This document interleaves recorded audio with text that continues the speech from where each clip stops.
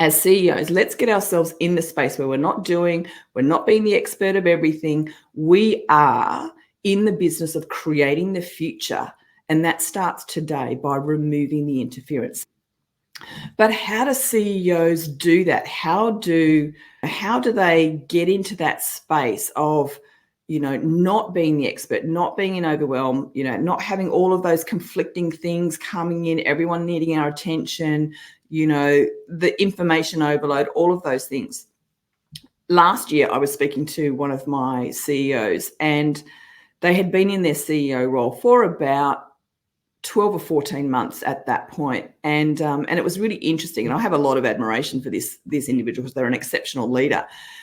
But what she said to me was the most interesting thing for her has been that in her role as a CEO, she's actually been less busy than in previous roles. She's got more space to think and, to create and to really spend time with her people, of course, her executive team, but others in the organization as well, to really help them to blossom and to develop and to have the great conversations that really open up their world to the opportunity that they have to lead.